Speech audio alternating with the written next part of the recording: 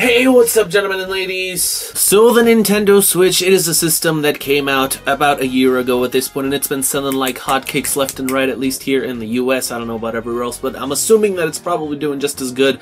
Well, probably. Sorry about being, you know, a little American-centric on this video, but it is the country that I'm from, and it is, I'm assuming, the biggest gaming market. I could be way off about that. I'm sure that because I said that, people in the comments are going to be like, oh, actually, Europe has, you know, more people that play video games, or, you know, whatever, but it's a pretty big chunk, okay? And I'm using it because that's the only one that I've heard the statistic for, that the Nintendo Switch has actually become the fastest-selling system in US history. Yes, even outselling the Wii. So to say that the Nintendo Switch is doing good is an understatement. But everyone's already been saying this for months, and I'm like super late to the party. Plus, this isn't a Nintendo channel, so why do I even bring this up? Why do I even bother asking these questions? Because I know that you guys already know the answers since you read the title and saw the thumbnail. So that is right, ladies and gentlemen. Today we are going to be asking why my homeboy Sora has not made it into Smash Bros yet. Alright, first of all, Sora has actually been in Nintendo systems, unlike freaking Cloud, who has never even touched a Nintendo system, and you're coming in here telling me that— Nah, I'm just kidding,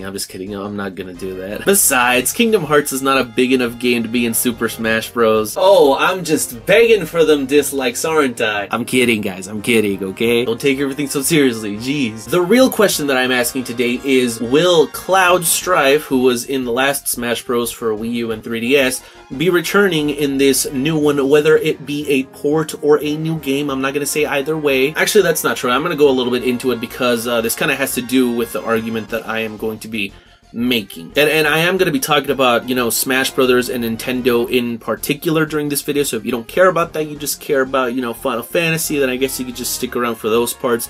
But basically, for those of you that have been living under a rock for the past, I don't know, 2 weeks, and were unaware, the new Smash Brothers was just announced for the Nintendo Switch in the latest Nintendo Direct. I say just announced once again, it's been about 2-3 weeks. What can I say? I'm always late to the party, guys. And all that we got was the confirmation of Mario and Link, and I'm sure that by this point people have already analyzed, you know, that huge mass character blob and, you know, found some other characters, but, you know, as far as the trailer to the first impression, naked I go, Mario, Link, and the Splatoon girl, what are they, Inklings, and then the name Super Smash Brothers and the fact that it was coming out in 2018. Nobody knows if it's going to be a brand new game or if it's going to be a port, and this actually really affects the characters that might be in the game. More specifically, if this game were to be a port, I think that there would be more of a likelihood that all of the DLC characters or third-party characters would be in the game, as opposed to if it was Smash Bros. 5, for example. Cloud Strife included. Now, first, I'm gonna bring up the reasons why I think that it will be a port. Now, you know, before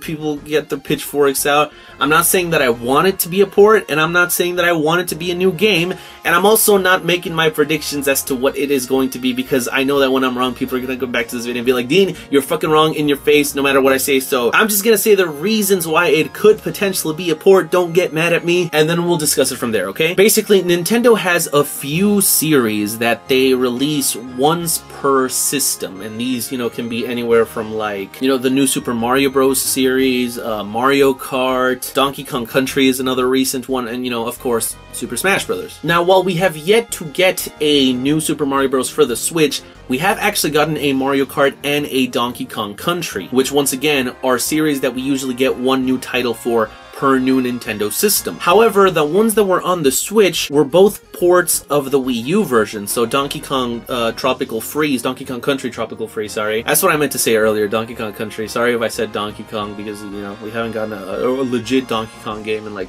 quite a while. But Donkey Kong Country Tropical Freeze was on the Wii U, and then it was ported over to the Switch, and the same with Mario Kart 8. It was on the Wii U, and then it was ported over to the Switch, despite the fact that, once again, typically every new Nintendo home console has its own version of those two games. The same is true for Super Smash Bros., which leads me to believe that the new Smash would also be a port. I don't know, that's just the logic that I'm using behind it. You know, there's also the fact that it hasn't really been too long since the last one came out, and I know that that's an argument that everybody uses, but like the DLC characters were coming out for like 2 years after the game was out, and we all know how much Sakurai hates his life anytime that he has to work on Smash, so hopefully he'd be given more than a year-long break, because the game is coming out this year, unless he wasn't involved in the game at all, which, if that's the case, then I'm worried for a whole different reason, but let's move on from this. What does any of this have to do with, you know, the characters that are going to be in it? Like, are we going to be able to see Cloud and Bayonetta and all the other DLC characters I just gave me right now. Ryu and Mega Man and Sonic, you know? Well, because I think that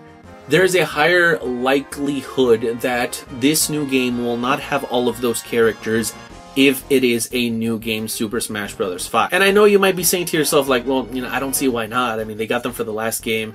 They could just, you know, get them for the new game. But that's a lot easier said than done. See, when a lot of companies are, you know, faced with like having to redo these deals and like having to update all these things for new games, a lot of them just will straight up not bother. For example, we can point to Snake in Super Smash Bros. Brawl that did not return in Super Smash Bros. For Wii U and 3DS just because at the time Konami was a piece of shit and they didn't feel like dealing with Nintendo. It's much easier to do this type of thing if the game already exists, you're just porting it to a new system. So for example, let me use a Square Enix example since that's something that you guys are probably familiar with since that's what my channels are about. Hi, Dean Weiss, Square Enix YouTuber. Well, specifically Final Fantasy YouTuber. I don't talk about like Dragon Quest or Drakengard or Star Ocean or any of that bullshit. Kingdom Hearts? Who? But okay, the original Kingdom Hearts 1 game for the PlayStation 2 had a world based on the Disney movie Tarzan, which then Disney actually lost the rights to, or, you know, something along those lines, meaning that they couldn't include that world, Deep Jungle, in any future Kingdom Hearts games. And we probably never will get that world in any future Kingdom Hearts games just because of that. However, Square Enix was able to port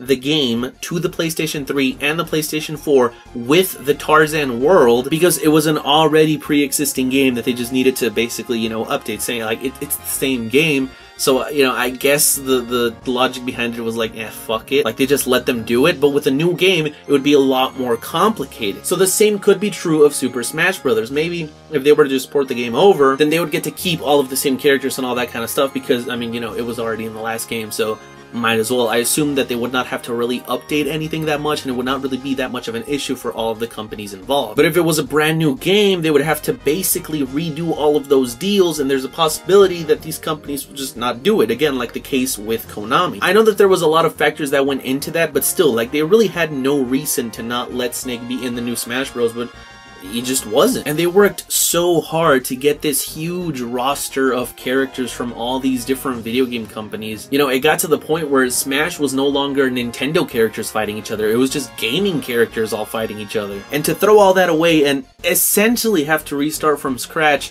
I think would be a huge waste. So if you were to ask me, I would honestly prefer this one actually be Super Smash Bros. For Switch. Basically the same game, you just, you know, with a couple of extra things. Obviously they'd include all the DLC characters and DLC stages and all that kind of stuff from the original game included already from the base in this new version. And also, I would love for them to add a story mode like in Brawl. I know that Sakurai hated the fact that people uploaded the cutscenes online, but I mean, is that really reason enough not to have them? Like, the Subspace Emissary was so cool in Brawl. Actually getting to see all these characters interact in a story and cutscenes, even if it was like really basic stuff, was like mind-blowing. And I would love to have that back in the new game, along with Sora from Kingdom Hearts. Just kidding. I mean, who? No, but in all seriousness, like, I did not mean to make this a Nintendo discussion, but, you know, it does relate back to Square Enix with the whole deal having to do with Cloud and you know, that kind of stuff. If I'm being 100% honest,